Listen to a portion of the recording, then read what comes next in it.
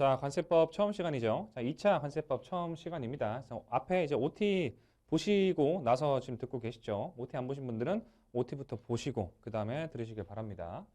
자, 관세법 2차 1장 1절 통칙 들어갑니다. 첫 시간이라서 너무 이제 막 긴장하고 열심히 잘하려고 하지 마시고 쭉 한번 들어보세요. 힘을 좀 항상 이제 빼고 듣는 게 중요해요.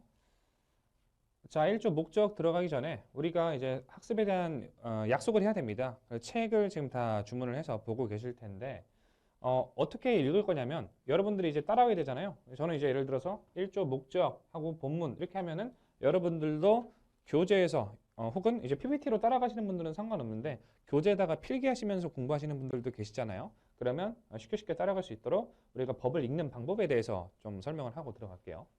자, 법은 우리가 장, 절, 관, 조, 항, 호, 목 이렇게 구분되고 있습니다. 안 외워도 돼. 여러분 자연스럽게 될 거야. 그냥 어떻게 읽어야 되는지 약속이니까 안 외우셔도 됩니다. 뭐만 하면 외우려고 그래, 그죠?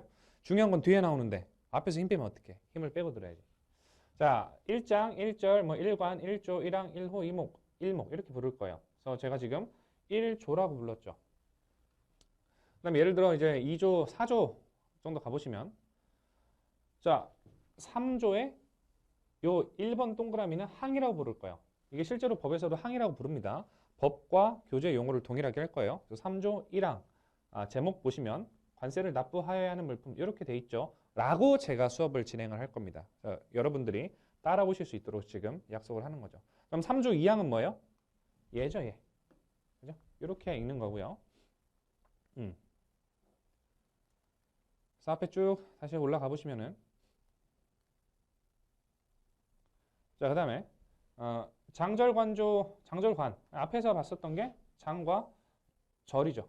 그리고 관 같은 경우는 있는 챕터도 있고 없는 챕터도 있어요. 그래서 관이 있는 챕터나 없는 챕터나 있을 수 있으니까 뭐 관이 있으면 뭐 1관, 2관, 3관 이렇게 부를 거고요. 그래서 장, 절, 그리고 관이 있는 챕터도 있고 없는 챕터도 있고 그 다음에 관 밑으로 들어가시면 조가 있다. 조는 이거 다 있는 거죠. 그래서 조 밑에 1번 동그라미는 제가 항이라고 부를 거고요. 1 하고 점 이렇게 찍혀 있는 건 1호라고 부를 거예요. 그럼 요건 어떻게 읽어요? 2호. 요건 어떻게 읽어요? 3호.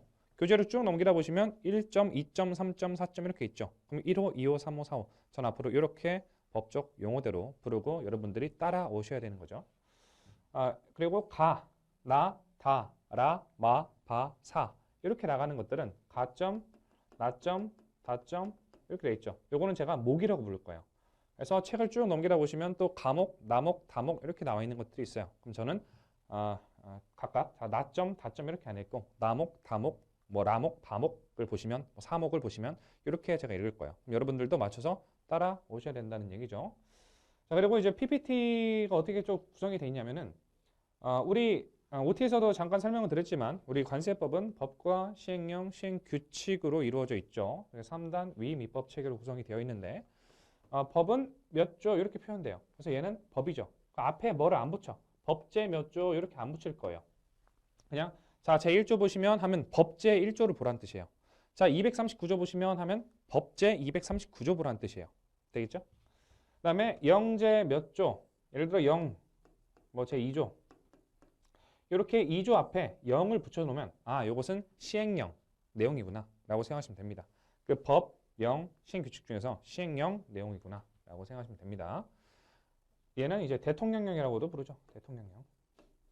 우리 그 OT 시간에 한 겁니다. 그리고 시행규칙 제1조, 뭐 제3조 앞에 제가 칙이라고 붙여놓으면 이 PPT에다가 칙이라고 붙여놓으면 시행규칙 얘기구나. 시행규칙의 3조를 봐야 되는구나. 이렇게 이해를 하시면 되겠죠. 자, 그 다음에 이 문장 중에 이렇게 하고 뭐 다만 뭐뭐는 그러하지 아니하다 라는 문장이 관세법 문장 중에 아주 상당수 많이 나와요. 원칙과 예외로 구성되어 있는 경우. 원칙은 이러하다. 다만 예외는 이러하다. 이렇게 구성되는 문장이 굉장히 많이 나오거든요. 그래서 저는 다만 콤마 이렇게 안 부를 거고요. 자, 법제 1조의 단서 보시면 라고 하면은 다만 이하의 문장을 보라는 거구나 라고 여러분들이 따라오시면 돼요. 그죠? 호는 지금 설명드렸고. 자, 말미. 자, 서두 하면은 문장의 서두 앞에를 보시는 거고, 자, 문장의 말미 한번 볼까요? 하면은 문장의 말미 쪽을 보라는 겁니다. 그래서 여러분들이 제가 이제 호칭하는 용어들에 따라서 금방금방 책과 PPT를 따라올 수 있도록 강의에 대한 약속을 하는 거예요. 이 약속은 지키라고 있는 거죠? 그죠? 금방금방 따라오셔야 돼. 자, 이제 다시 약속을 했으니까 수업에 들어가죠. 제1조 목적입니다.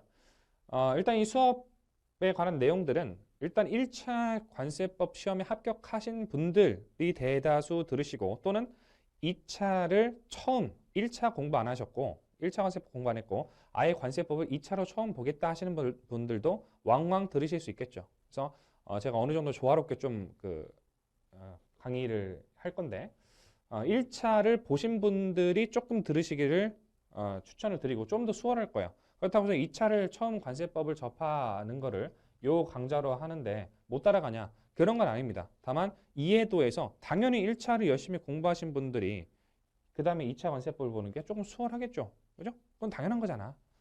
그러니까 처음 들으시는 분들은 조금 더 집중해서 들어주셔야 된다라는 거죠. 둘 다 고려를 해서 제가 안배해서 강의는 드릴 거예요. 자, 어쨌든 이제 내용으로 좀 들어가 봅시다. 자, 제1조 목적. 우리는 지금 2차 관세법을 공부하는 거죠. 2차 관세법은 뭐예요? 논술형이죠. 뭐 논술인 뭐다 이렇게 거창하게 할 필요 없이 쓰는 시험이에요. 이건 다 동의하실 거잖아. 그죠? 그러니까 객관식 시험과는 접근 방식 좀 달라야 되는데 못 쓸 거라면 공부 안 해도 돼. 지금 공부해서 영원히 시험장에서 쓸 수 없겠다라고 생각하는 것들은 안 써도 돼. 그리고 1차에서 신청서 기재사항 이런 것들을 공부하게 된다면 2차에서는 그런 자질구레한 것들은 공부를 좀 소홀히 해도 돼요. 아예 안 해도 되는 건 아니야. 하지만 좀 소홀히 해도 되거든요. 그런 것들에 대해서 이제 언급을 해드릴 테니까 여러분들은 사실 관세법 내용에 대해서 배워가는 것도 중요하지만 2차 시험을 어떻게 접근하는지를 공부하려고 2차 관세법을 별도로 또 듣는 거잖아. 1차를 시험에 합격했음에도 불구하고 내가 관세법 전반적인 내용을 알매도 불구하고 그죠? 그러니까 그런 것에 방점을 찍어서 제가 중간중간 수업 중간중간에 계속 2차 시험 마인드랑 어떻게 써야 되는지랑 이 내용을 답안지를 구술할 때 어떤 게 필요한지를 계속해서 설명을 드릴 거예요. 그게 더 중요해. 관세법에 있는 행간의 의미를 파악하는 것도 중요한데 그것도 설명드릴 거지만 제가 중간중간에 계속 조문별로 계속 그런 것들을 설명드릴 거예요. 그럼 여러분들은 제가 중요하다고 얘기 안 해도 제가 툭툭툭 던지는 것들 있거든요. 그게 여러분들이 받아 먹었으면 해. 제가 이거 중요하니까 외우세요. 이렇게는 안 할 거예요. 2차 시험에 어떻게 나오고 어떻게 기술해야 되는지는. 자, 봅니다. 한 10년 전만 해도 법 제1조 목적이 제가 공부할 때만 해도 서론, 본론, 결론을 갖춰서 써야 됐거든요. 우리 시험을. 근데 서론에 주로 이제 뭐 이런 법 제1조 목적을 쓰는 게 적절하다고 했었던 시기가 있어요. 아주 옛날이지. 2011년, 12년이니까. 근데 요새는 이제 시험 트렌드가 바뀌어가지고 약간 뭐 다시 회귀할 수도 있지만 과거로 서론, 본론, 결론보다는 서론과 결론에 그렇게 방점이 많이 찍혀있지 않아요. 서론과 결론을 아예 안 써도 되는 문제도 많이 출제되고 있고 대부분 트렌드가 그렇게 바뀌었죠. 그리고 점수 배점도 50점과 10점짜리 5개 이렇게 구성되는 게 아니라 다양하게 지금 문제 배점이 구성이 되죠. 그러니까 이런 목적, 거시적인 이런 내용은 거의 안 써도 되는 문제가 대다수다. 그러니까 여러분들이 한번 쭉 훑어보고 이런 목적이구나. 훑어보고 넘어가면 되는 정도지 이걸 달달달 토시 하나도 안 틀리게 적을 연습을 할 필요는 없다라고 좀 말씀을 드립니다. 자, 이 법은 관세법에서 이 법은 항상 관세법이에요. 이 법은 관세 부가징수 및 수출입 물품의 통관을 적정하게 하고 자, 관세 부가징수에 괄호하시고 수출입 물품의 통관을 적정하게 하고에 여기다 괄호하세요. 그러면 뭐 중요한 건 아니야. 외우라는 건 아닙니다. 부가징수는 우리가 1차 공부하신 분들은 관세법 2장, 3장, 4장에 대한 내용이죠. 조세 파트죠. 수출입 물품의 통관을 적정하게 하고 통관 파트는 뭐뭐가 있었죠? 6장 운송수단, 7장 보세부여, 8장 운송, 9장 통관 있었죠. 자, 이런 관세의 어떤 부가 징수 절차와 통관, 수입 물품과 수출 물품 또는 반송 물품의 그런 일련의 절차들, 이 법에 따른 일련의 절차들을 적정하게 하고 결국 관세 수입을 확보함으로써 관세를 거두는 거죠. 국민 경제 발전에 이바지함을 목적으로 한다. 이런 목적이 있다는 겁니다. 알아두세요. 자, 2조 정의. 여기서부터 이제 우리가 2차 시험에서 기술할 만한, 실제 시험장에서 기술할 만한 내용들이 나오는데 굉장히 중요하죠. 근데 초반부터 좀 어려운 내용들이 등장하는 거 1차 보신 분들은 알고 계시죠. 자, 수입의 정의입니다. 1차 때는 이런 데다 집중을 했었죠. 뭐 으로부터라든가 기억나시죠? 물론 2차를 지금 처음 아예 1차 공부하는 2차부터 하시는 분들은 약간 소외감이 느끼는 내용들이 많이 나올 수도 있어. 근데 시험과는 직결되는 게 아니니까 그냥 무시하시고 지금 1차 수험생들과 약간 형성된 라포에 대한 얘기를 하는 거예요. 1차는 이런 걸 집중하셨 겠지만 이제는 2차니까 완전히 이게 바뀌어야 됩니다. 우리 마인드 자체가. 2차는 써야 되죠. 수입이란 외국 물품을 우리나라에 반입, 괄호 열고 보세구역을 경유하는 것은 보세구역으로부터 반입하는 것을 말한다. 괄호 닫고 하거나 우리나라에서 소비 또는 사용하는 것, 괄호 열고 우리나라의 운송수단 안에서 소비 또는 사용하는 것을 포함하며 제200상품 블블블블 괄호 닫고를 말한다. 여러분 이거 쓰실 수 있겠어요? 실제 시험장에서? 그리고 보통 많은 분들이 2차를 어설프게 공부 방법을 체득을 하면 그냥 이거 쭉 읽고 넘어갑니다. 못 쓴단 말이야. 이렇게 해서 100번 읽으면 몰라. 100번 읽으면 쓸 수도 있겠죠. 근데 애초에 이거를 분해시켜서 시험장에서 쓰겠다라고 공부하는 사람과 이거를 그냥 이해를 쭉 하면서 넘어가면서 여러 번 반복해서 보겠다라고 하는 사람은 둘 간에 먼저 누가 쓸 수 있느냐를 물어본다면 쓰려고 공부하는 사람이 더 빨라요. 그러니까 지금은 이해를 못 하실 거야. 아니, 어차피 그냥 같이 공부하는 건데 이게 쓰려고 공부하는 거랑 그냥 공부하는 거랑 뭔 차이냐. 항상 쓰려고 공부해야 됩니다. 2차예요 지금. 쓰려고 공부해야 된다. 자, 3번 외친다. 뭐라고요? 쓰려고 공부해야 된다. 자, 안 한다. 쓰려고 공부해야 된다. 자, 쓰려고 공부해야 된다. 2차는 논술입니다. 써야 돼요. 자, 이걸 딱 봤을 때 여러분들 이거 못 씁니다. 지금 스페이스바 누르고 우리 같이 읽은 거 써보세요. 한 20초 드릴게요. 써봤죠? 안 써지잖아. 그죠? 그럼 이제 이걸 쓰게 만들어야 되는데 어떻게 해야 될 것이냐. 자, 수입이란 중요한 키워드가 2개가 있습니다. 요거는 강사가 항상 알려줘야 되죠. 중요한 키워드가 뭔지. 반입이란 키워드와 소비 또는 사용이란 키워드가 있어요. 결국 수입은 뭐냐? 반입 또는 소비 또는 사용이다. 반입 그리고 소비 또는 사용이다. 뭐라고요? 반입? 안 한다 또. 소비 또는 사용이다. 따라 해야 돼요. 왜 계속 반복하겠어? 제가 강의를 몇 년 했지만 저는 이거 몰라서 계속 반복하고 되뇌이고 하는 거예요. 여러분도 하라고 하는 거죠. 같이. 자, 반입 그리고 소비 또는 사용이다. 자, 수입은 뭐예요? 반입, 소비 또는 사용이다. 이거부터 시작이야. 그죠? 따라와야 돼. 여러분들이 갖고 있던 구태의연한 학습 방식들을 다 버려야 된다고. 따라와야 돼요. 자, 마인드셋이 제일 중요해요. 지금 시간은. 자, 수입이란 뭐라고요? 반입, 소비 또는 사용이다. 자, 반입은 2가지 키워드로 또 2가지 문장으로 쫙 나뉩니다. 그리고 소비 또는 사용은 또 2가지 문장으로 쫙 나뉘어요. 자, 보시면 외국 물품을 우리나라에 반입한다. 어떤 반입이야? 첫 번째는 외국 물품을 우리나라에 반입하는 게 첫 번째 수입의 정의다. 뒤에서도 배우겠지만 수입이 되면 관세를 보통 내게끔 돼 있어요. 그러니까 수입은 곧 관세를 내는 거냐 안 내는 거냐. 수입에 해당되면 관세를 통상 내겠고 수입에 해당하지 않으면 관세를 통상 안 내겠고. 그러니까 채권 채무 관계에서 굉장히 조세 채권 채무 관계에서 굉장히 중요한 용어의 정의죠. 그죠? 수입이란 뭐예요? 첫 번째 외국 물품을 우리나라에 반입하는 거다. 여기까지는 됐을 거 아니야. 그죠? 두 번째 반입은 뭐예요? 반입엔 2가지로 나뉘는데 자, 보세구역을 경유하는 것은 보세구역으로부터 반입하는 것을 말한다. 자, 첫 번째 반입은 외국 물품을 우리나라에 반입하는 것을 말한대요. 외국 물품이 쫙 우리나라에 반입되는 거. 요걸 우리는 수입으로 하기로 했다. 왜? 수입은 뭐다? 자, 바로 나와야지 이제. 반입 그리고 소비 또는 사용이다. 뭐라고요? 반입 그리고 소비 또는 사용이다. 그러니까 첫 번째 반입은 이렇게 들어왔을 때 외국 물품을 우리나라에 반입했을 때 수입이다. 그죠? 두 번째 반입이 있어요. 반입은 2가지로 또 나눠진다고 했죠. 보세구역을 경유하는 것은 보세구역으로부터 반입하는 것을 말한다. 자, 보세구역 1차 공부하신 분들은 너무나 많이 공부했고 이제 너무나 익숙하겠지만 자, 공부 안 하신 분들은 보세구역이란 뭐냐면 뭐야? 관세를 잠깐 보류하는 지역이에요. 우리나라에 붙어있는 지역인데 관세를 잠깐 보류한대. 그러니까 보세구역으로 들어와도 그곳은 관세를 부과하는 곳이에요? 부과 안 하는 곳이에요? 부과 안 하는 곳이기 때문에 보세구역에 반입하는 것은 수입의 정의에 해당하지 않아요. 보세구역에 반입하는 것은. 근데 예를 들어 보세구역이 이렇게 항만 근처에 있으면 보세구역에 있던 물품이 보세구역에 반입하는 건 수입이 아니야. 아니라고 했죠. 근데 이 보세구역으로부터 반입하는 것은 뭐예요? 수입이라고 해당했죠. 말하고 있죠 지금. 보세구역으로부터 지금 반입 사이에 생략된 부분이 우리나라에 반입하는 것이라고 의미를 해석하면 되겠죠. 보세구역에 반입하는 건 수입은 아니지만 보세구역으로부터 우리나라에 반입하는 것은 수입의 정의죠. 그럼 됐다. 첫 번째 수입의 키워드는 뭐라고요? 반입. 두 번째 키워드는 뭐라고요? 소비 또는 사용. 반입은 2가지로 나눠졌었죠. 그럼 첫 번째 반입 뭐라고요? 외국 물품을 우리나라에 반입하는 거다. 그럼 두 번째 반입은 뭐야? 보세구역으로부터 우리나라에 반입하는 거다. 반입 2가지 끝났네. 그죠? 외국 물품을 우리나라에 반입하는 거. 외국 물품을 보세구역으로부터 반입하는 거. 지금 1차 공부 다 했다고 지금 이거 다 안다고 또 손 놓고 팽팽 놀고 있다 지금. 그죠? 그 하수와 고수의 차이점이 뭐예요? 저도 아직 하수인데 고수들은 기본적인 걸 엄청 잘해요.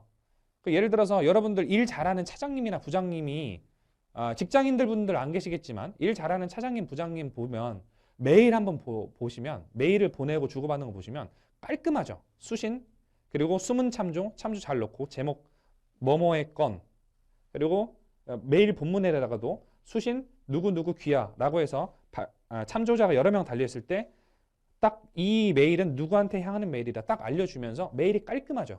그 메일 쓰는 거 아주 기본적인 거죠. 그러니까 여러분들은 일이 막 예를 들어 일을 하고 직장 생활할 때 엄청난 대단한 걸 하고 싶어 하는데 기본적인 메일 잘 보내고 서류 잘 꾸리고 서류에 오타 없이 하고 행간 맞추고 글자체 맞추고 이러는 것들이 사실 실력이거든요. 그럼 수험생의 실력은 뭐야? 기본적인 법조문 잘 외우는 게 실력이에요. 근데 여러분들은 어떻게 돼? 1차 공부했다고 이거 다 안다고? 아 이거 빨리 지겨우니까 빨리 하고 빨리 다음 거 뭐 저기 납세의무자 이런 거 합시다 라고 생각하겠지만 이거 기본적으로 여러분들 아까 써봤죠? 1차 공부하신 분들도 아까 스페이스바 누르고 쓰라고 할 때 이거 쓸 수 있었어? 못 쓴단 말이죠. 그죠? 그러니까 잘해. 마인드 세팅을 초반에만 하고 제가 한 10강, 20강 넘어가면 아예 마인드 세팅 안 할 거예요. 초반에 다 됐다고 보고. 그러니까 빨리빨리 받아들이고 빨리빨리 이 쓴소리라고 생각하지 말고 다 피가 되고 살이 되는 겁니다. 그죠? 빨리 해. 그러니까 잔소리 그만하게. 자, 어쨌든 수입은 두 가지 키워드다. 다시 뭐 무한 반복이에요. 반입, 소비 또는 사용. 그럼 반입은 또 두 가지로 나눠진다. 이제 여러분들 해봐. 첫 번째 반입은 뭐예요? 외국 물품을 우리나라에 반입했을 때. 두 번째 반입은 뭐예요? 외국 물품을 보세구역으로부터 반입했을 때. 되겠죠? 그럼 첫 번째, 두 번째 문장의 중간까지 끝났어. 되겠죠? 그럼 수입의 두 번째 키워드는 뭐예요? 소비 또는 사용이었어요. 그럼 이 소비 또는 사용도 두 가지로 나눠져. 그럼 이 두 가지로 나눠지는데 이 두 가지 모두 다 수입이야, 수입이 아니야? 수입이지. 기본이 중요하다. 나중에 어떤 행위 딱 던져놓고 수입이라고 물어보면 그 구분을 못해. 단순히 줄줄줄 이해만 해가지고. 그러니까 제대로 하세요 할 때. 소비 또는 사용하는 것. 자, 우리나라에서 소비 또는 사용하는 것. 여기 지금 목적어가 생략되는데 뭐예요? 목적어는 얘죠, 계속. 외국 물품을 우리나라에서 소비 또는 사용하는 것. 요거는 소비다. 그러니까 외국 물품이 우리나라에 딱딱딱 이렇게 있으면 추상적으로 이렇게 있다고 생각을 한다면 여기에서 소비하고 외국 물품을 우리나라에서 소비하는 것들은 뭐예요? 수입이다. 관세를 낸다 안 낸다? 통상 내게끔 돼 있을 거다 라고 생각하시면 되겠죠. 되겠죠? 그럼 요 세 번째 것도 끝이야. 그럼 네 번째 거. 자, 외국 물품을 우리나라의 운송수단 안에서 소비 또는 사용. 뭐가 들어갔어요? 우리나라 운송수단 안에서 소비 또는 사용한다. 운송수단. 관세법에서 운송수단이라고 한다면 선박, 항공기, 차량입니다. 뭐라고요? 선박, 항공기, 차량이에요. 다시 뭐? 선박, 항공기, 차량. 자, 외국 물품을 우리나라 운송수단 안에서 소비 또는 사용하는 거. 우리나라에서 이렇게 소비 또는 사용하는 것도 수입이지만 운송수단 안에서 선박이나 비행기 아니면 이렇게 철도도 있을 수 있죠. 국경 출입 차량이나 이런 것들, 차량 같은 것들. 그 안에서 소비 또는 사용하는 것. 이것도 수입이다. 상세한 우리가 사례까지는 설명할 필요가 없고 그게 어차피 2차 답안지에 기술될 필요도 없어서 더 추가적으로 설명할 실익은 없지만 우리나라 운송수단 안에서 소비 또는 사용하는 것도 마찬가지로 수입이다. 자, 그러면 우리 수입은 이렇게 정리할 수 있어요. 문장으로 이해하지 말고 알고리즘을 끊어보라고. 메커니즘을 끊어보라고요. 수입은 결국 네 가지 행위네. 그죠? 일단 다시 이거 딱 끄고 정리 한번 해보세요. 자, 수입은 키워드가 뭐랑 뭐예요? 반입, 그리고 소비 또는 사용. 반입은 어떤 반입과 어떤 반입이 있어요? 외국 물품을 우리나라에 반입하는 것도 있고 외국 물품을 보세구역으로부터 반입하는 것도 있고 그리고 두 번째 키워드는 뭐예요? 소비 또는 사용인데 두 가지 내용이 있었죠. 우리나라에서 소비 또는 사용하는 거. 그리고 두 번째 소비 또는 사용은 뭐예요? 우리나라 운송수단 안에서 소비 또는 사용하는 거. 되겠죠. 목적어는 다 외국 물품이고. 그럼 이거를 연결만 하면 돼요. 그럼 이제 여러분들이 이거를 한번 쭉 훑어보고 다시 한번 스페이스바 누르고 얼기설기라도 이해한 대로 적어보려고 해봐. 1분 정도 드릴게요. 스페이스바 누르고 해봐요. 되셨죠? 어때? 처음 했었던 거랑 지금 했던 거랑 내용이 좀 여러분들 서술한 게 지금 있을 거 아니야? 지금 아예 첫 번째 것도 안 해보고 첫 번째 자 스페이스바 누르고 써봐요 했을 땐 여러분들 써봐야 돼. 이게 다 지금 제 아주 정교하게 짜여진 이 커리큘럼에 들어가 있는 거예요. 처음에 안 써봤으면 써봤어야지 지금 어떻게 바뀌었는가 여러분들이 알 거 아니야. 서버분들 처음에 제가 이런 설명을 곁들이기 전에 1차 합격생들도 이미 알고 있던 내용을 써봤던 거랑 지금 이렇게 구분해서 각각 키워드가 이렇게 두 개로 잡히고 한 키워드마다 두 개의 문장 또 한 키워드마다 두 개의 문장 결국 수입은 네 가지 키워드로 잡히는구나 라고 이해를 하고 쓰는 거랑 물론 지금 정확하게 쓰진 못했을 거야.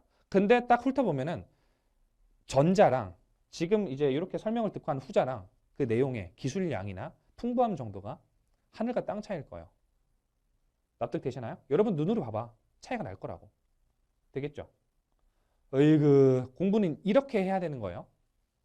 그러니까 맨날 그냥 앉아가지고 독서대 두고 도서관 9시 해가지고 맨날 11시 집에 11시 저녁 11시에 간다고 해가지고 실력이 느는 게 아니라니까? 그렇게 10년 해봐. 10년 하면 붙겠지만 3년 이렇게 해서 1년 2년만 해도 이렇게 해서 6개월만 공부를 제대로 딱 마인드셋 잡고 공부하는 방식, 문장을 보는 방식, 구조적으로 이렇게 푸는 방식, 그리고 기술을 어떻게 할까?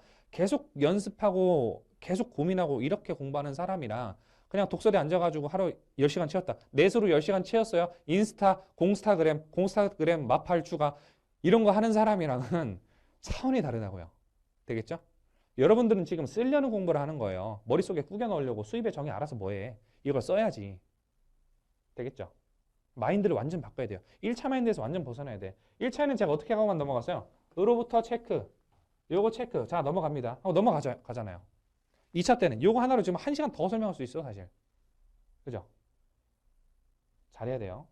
자, 결국, 자, 복습. 자, 수입은 일단 뭐다?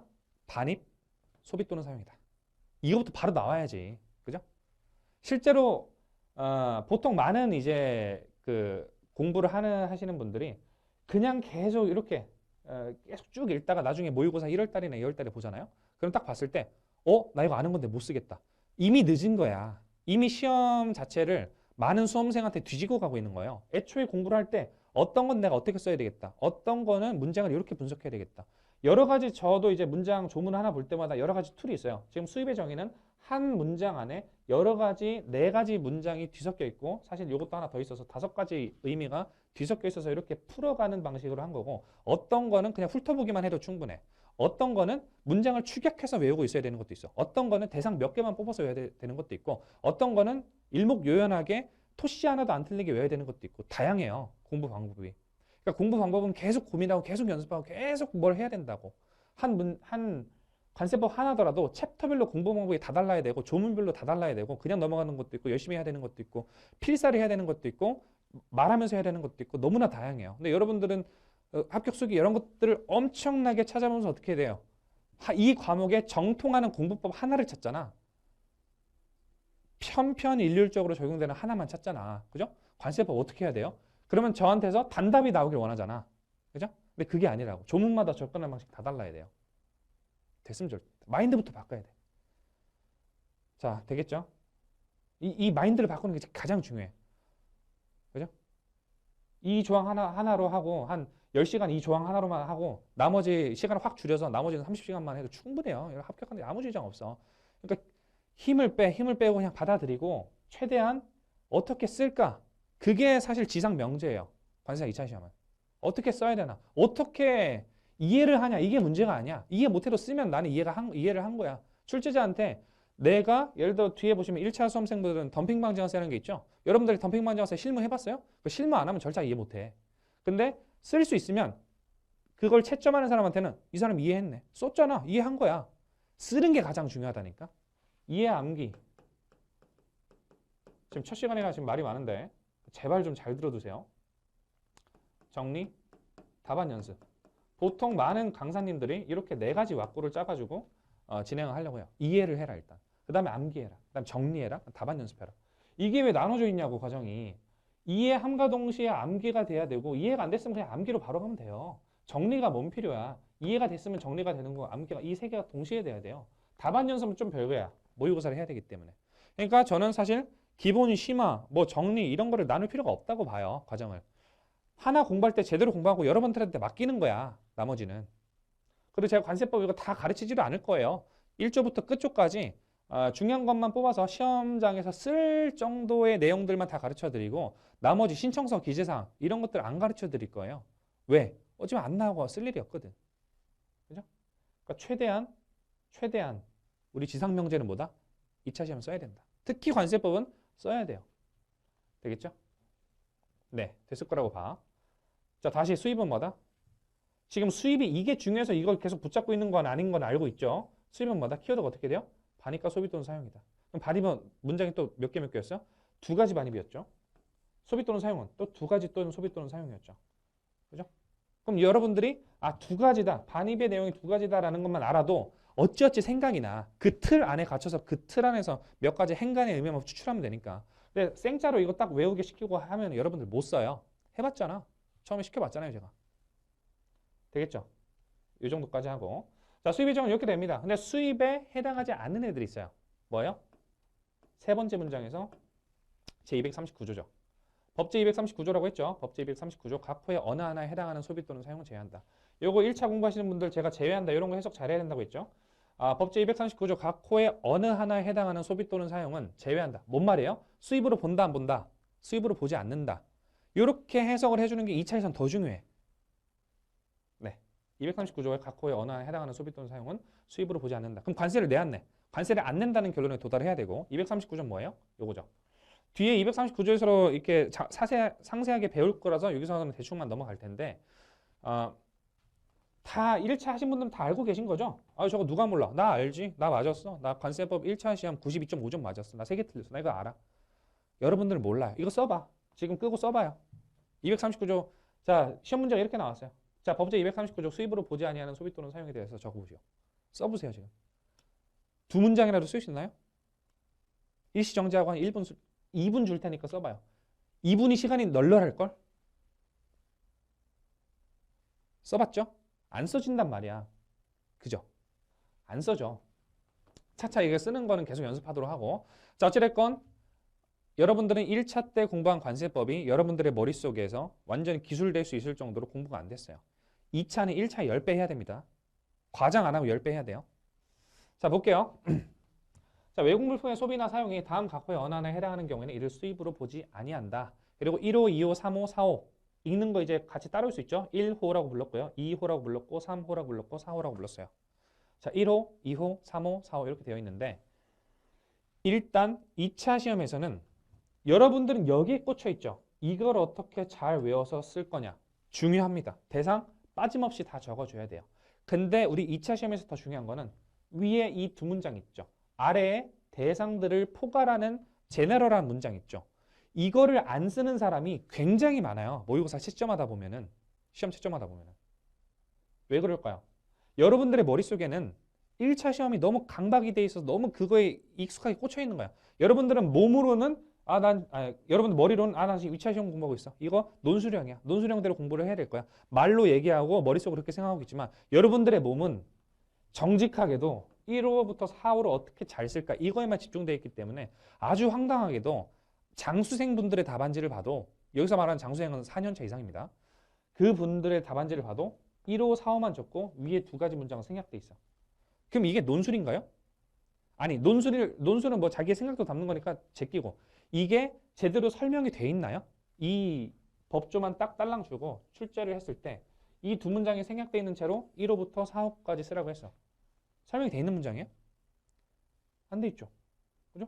여기 위에 두 문장 가려주고 이 네 가지 대상만 하고 제출하고 여러분들이 평가자라고 생각을 해봐. 여러분들 채점을 한다고 생각해봐요. 여기다 배점 한 6점 주고 몇 점 줄 것 같아?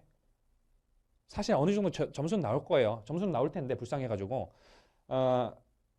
정말 냉정하게 제가 평가를 한다면 이 두 문장 빼고 요거 네 가지를 적었다? 저는 빵점 줍니다. 설명이 안 돼 있잖아요. 이게 뭔데? 그래서 수입으로 보지 아니하는 소비 또는 사용을 설명하시오라는 문제가 출제됐을 때 약간 구닥다리 문제긴 하지만 이 두 문장을 안 쓰면 이 대상만 적어놓고 이게 뭔데? 출제자 보고 알아서 유추하라는 거야? 아니잖아요. 그러니까 지금 이 긴 얘기의 결론은 뭐냐? 항상 대상들이 나왔을 땐 그걸 포괄하는 문장이 두 문장이나 세 문장, 네 문장, 길게는 7, 8문장까지 등장을 해요. 그걸 반드시 적어주는 게 더 중요하다라는 거죠. 그리고 가끔 어떤 책들 보면은 수입으로 보지 아니하는 소비 또는 사용의 의의나 문제점 그리고 뭐 입법 배경 이런 거를 기재를 해놓은 책들도 있어요. 그것도 제가 나중에 할 거야. 모의고사나 이때 몇 개씩 이제 던져 드릴 텐데 지금은 우리 실제 시험장에서 쓸만한 것들만 합시다. 잡다한 거, 여러분들이 혹할 만한 것들은 자, 수입으로 보지 아니하는 소비 또는 사용의 입법 배경에는 이런 게 있습니다. 이런 게 더 혹해. 이런 게 더 강의를 잘하는 것처럼 보여. 근데 여러분들이 실제 시험장에서 쓸 것들은 요거뿐이야, 사실. 다른 거 쓸 시간도 없어. 거기에 배점이 있는지를 모르고. 그러니까 이 완전 본론에만 계속 집중을 할 건데 그 중에서 여러분들이 안다고 생각하는 것도 여러분들 다 모른다고 일단 복창하세요. 자, 복창 3번 합니다. 집에서. 나는 잘 모른다. 자, 시작. 복창 안 했죠? 복창해야 돼요. 나는 잘 모르. 그거부터 시작이야. 잘 모르는 게 창피한 게 아니야. 여러분 모르니까 듣고 있잖아. 2차 시험 어떻게 접근할지를 모르고 맨날 제 유튜브 그 메일로 맨날 보내고 제 인스타 DM으로 2차 시험 어떻게 해야 돼요? 맨날 보내고 그거 보낼 용기는 있는데 왜 복창할 용기는 없냐고. 아, 도서관이라서요. 아, 스터디 카페라서요. 스터디 카페에서도 중얼중얼 하면 되지. 뭐 이렇게 중얼중얼해서 말을 한다는 게 아니라 말을 하면 물론 뒤통수 맞겠지만 입이라도 뻥긋거리란 말이에요. 그렇게 인지를 하란 말이에요. 되겠죠? 나는 잘 모른다. 그러니까 뭐 배우러 왔잖아요. 그러니까 요 두 가지 제너럴한 문장을 빠지지 않고 적어주는 게 일단 대상을 적는 것보다 훨씬 더 중요하다라는 거에 포인트입니다. 이제 뒤에서는 설명 안 할 거예요. 여러 가지 대상들이 나왔을 때 이 대상들을 전반적으로 설명해준 아주 단순해 보이는 그래서 이걸 써야 되나? 라고 싶은 이 제너럴한 문장, 이 법조문 두 문장을 적어주는 게 훨씬 더 설명하시오라는 문제에서 중요합니다. 자, 밑에 해당하는 경우에는 이를 수입으로 보지 않는다. 외국 물품의 소비나 사용이 되면 원칙적으로 외국 물품을 소비 또는 사용하는 것은 뭐예요? 수입으로 보고 관세를 통상 부과하게끔 되어 있는데 239조에서 어떻게 표현해요? 2조에도 불구하고 외국 물품의 소비나 사용이 돼서 수입에 원칙적으로 해당됨에도 불구하고 밑에 네 가지 사유들은 모종의 이유, 모종의 정치적인 이유, 입법 배경의 이유 때문에 수입으로 보지 않는다는 겁니다. 이 두 문장을 설명해 주는 게 2차 논수령 시험에서는 굉장히 중요하다라는 겁니다. 마인드 완전히 바꾸세요. 완전히 바꿔. 이 물 빼는 게 중요해. 1차 객관식에 물 빼는 게 굉장히 중요해요. 자, 1, 2, 3, 4. 요거는 제 1차 시험 들어보신 분들이면 아직도 지금 입법 배경에 내는 거 기억하고 계시겠죠? 자, 대충 한번 볼까요? 뭐 대충 봐도 돼. 어차피 뒤에서 또 할 거야. 선박용품, 항공용품, 차량용품 끊고 운송수단 안에서 끊고 용도에 따라 끊고 소비하거나 사용하는 경우. 소비하거나 사용한다면 원래 수입 예정에 해당하지만 자, 선박용품 예를 들어서 연료를 한번 해볼까요? 연료를 운송수단 안에서 선박 안에서 용도에 따라 선박 외에 있어요? 운항하려고 전시하려고 있는 건 아니잖아. 연료를 선박에서 운항하려고 어떤 연료요? 외국 물품이 연료죠. 외국 물품의 연료를 선박에서 운항하려고 소비하거나 사용하는 경우에는 외국 물품인 연료임에도 불구하고 수입으로 안 보고 결국 관세를 부과한다 안 한다? 안 한다. 이렇게 풍부하게 해석이 돼야 돼요. 됐으면 좋을 텐데. 자, 2호. 자, 선박용품, 항공용품 또는 차량용품을 세관장이 정하는 지정보세구역에서 자, 여기서 뭐 이제 1차 하신 분들은 이제 바로 납득이 되시겠지만 2차로 처음 관세법을 준비하시는 분들을 위해서 자, 보세구역 중에서도 여러 가지 보세구역의 종류가 있습니다. 뭐 지정보세구역과 특허보세구역과 종합보세구역 이렇게 나눠져 있는데 지금 다 알 필요는 없고 지정보세구역은 공익적 목적으로 국가에서 운영을 하는 거예요. 그러니까 국가가 운영하는 세금을 보류하는 구역이다라고 생각하시면 되겠죠. 이런 지정보세구역에서 출국심사를 마치거나 앞에 거는 잘 몰라도 돼. 출국심사를 마치거나 우리나라에 입국하지 아니하고 우리나라를 경유하여 제3국으로 출발하려는 자. 그럼 제가 밑줄 친 두 가지 애들만 봐도 우리나라에 결국 최종적으로 들어오는 애야 안 들어오는 애야? 안 들어오는 애죠. 얘 어차피 우리나라 밖으로 나가잖아. 얘는 어때요? 얘로 나가잖아. 요런 나가려는 애들한테 외국 물품을 제공해서 외국 물품인 선박용품 등 선박용품 안에는 음식이나 음료 이런 것들도 들어가 있어요. 그 용도에 따라 소비하거나 사용하는 경우에도 수입으로 보지 않는데요. 3호, 여행자가 휴대품을 운송수단 또는 관세통로. 관세통로라고 어렵게 생각하지 마시고 예를 들어 여러분들이 해외여행 갔다 들어와서 세관 검사장까지 인천공항에서 자, 뭐 물건 600불 이상 사신 거 있어요? 그곳이 세관 검사장이죠. 거기까지 쭉 들어오는 길이 관세통로라고 보시면 돼. 운송수단 또는 관세통로에서 소비하거나 사용하는 경우. 여행자가 휴대품을 이 두 가지 키워드가 중요하겠네요. 원래 운송수단에서 소비하거나 사용하는 경우는 뭐였어요? 운송수단 안에서 소비 또는 사용하는 경우 뭐였어요? 수입이잖아. 근데 언제는 또 수입으로 안 부과준대? 요거인 경우 여행자가 휴대품인 경우, 승무원도 아니고 여행자가 일반 상용품도 아니고 휴대품을 운송수단에서 소비하거나 사용하는 경우에는 수입으로 안 보고 봐준다는 거죠. 관세 부과를. 자, 4호. 4호는 일반 기타 제네럴한 내용이죠. 이 법에서 인정하는 바에 따라 소비하거나 사용하는 경우. 뭐 언제 인정하는지는 잘 모르겠지만 어찌됐건 법에서도 일단 기타 규정을 뒀네요. 자, 239조는 뒤에서 또 설명할 길이 있을 겁니다. 그래서 이 네 가지 사유에 해당하면 뭐다? 수입으로 보지 않는다. 그래서 이렇게 수입의 정의가 출제됐을 때는 1호, 제2조 1호랑 제239조랑 같이 엮어서 출제가 될 수 있겠죠. 물론 이제 수입의 의제라고 표현을 하는 240조 내용도 우리가 같이 볼 필요는 있는데 여기서 볼 필요는 없을 것 같아요. 일단은 수입의 정의와 지금 수입으로 보지 아니하는 소비 또는 사용까지 좀 봤어요. 네, 그래서 복습하시고 좀 쉬었다가 이어서 진행할게요.